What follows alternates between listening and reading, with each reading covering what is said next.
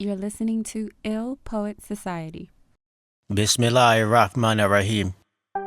On March 23, 1944 in Alcaloo, South Carolina, these two white girls was riding bikes by the tracks that separate the whites and blacks.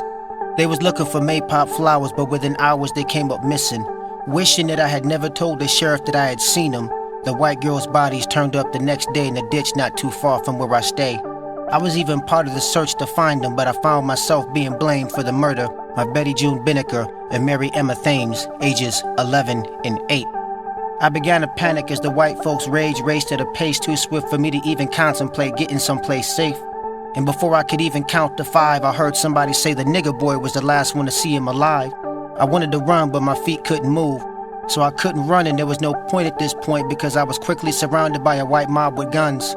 I resigned myself to the fact that I was going to be lynched that very instant, but in that same instant, the sheriff grabbed me and took me to jail.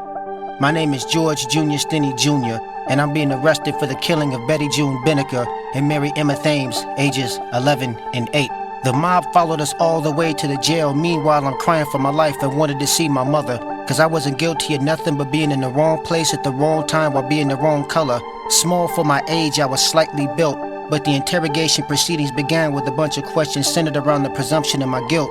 You see, the good old boy reasoning wouldn't allow them to realize that at 5'1", 95 pounds, there was no way I could wrestle both girls to the ground, somehow manage to crush the skull of one while simultaneously subduing the other, and transporting both bodies away from the scene in broad daylight without being seen. But the resolve of the sheriff could not be understated because he decided he was leaving that room with a confession even if he had to fabricate it. He offered me ice cream and said that I could go home and he'd forget it if I just admit that I did it. Now, after hours of questioning with fear, exhaustion, and the naivete of my age combining to compromise my judgment, I admitted being the perpetrator of the incident and in that very instant relinquished my innocence. The sheriff left the room and I heard him say he just confessed that he was after sex. The little nigger boy just put the noose around his own neck. Best bet we get him to Charleston and out of sight. The lynch mob won't let the nigger survive the night. My name is George Junius Stinney Jr., and I'm being charged with the killing of Betty June Binnicker and Mary Emma Thames, ages 11 and 8. The next morning I was sitting in my cell and I heard an officer tell another that my father had lost his job, and he and my family had left town the previous night in fear of their lives. I hadn't signed anything and no one talked to me about an attorney, but the jury selection began at 10, ended around 12 for the trial itself to start at 2:30.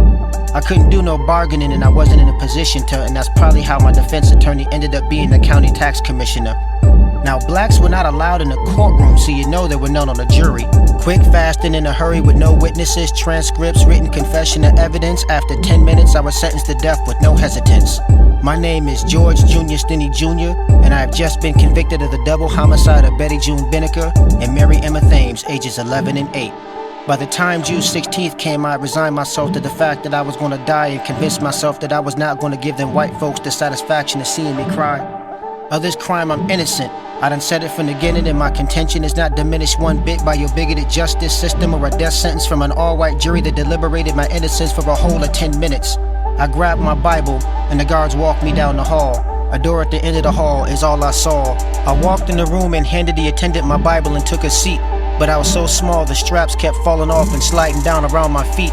The attendant looked at me and froze. I was too short to reach the face mask and electrodes. He took a second look and sat me on top of a stack of books. He stretched the electrodes to the limit to reach my head and cover my face with the mask is what he did, all of which was still too big. Then he pulled the switch.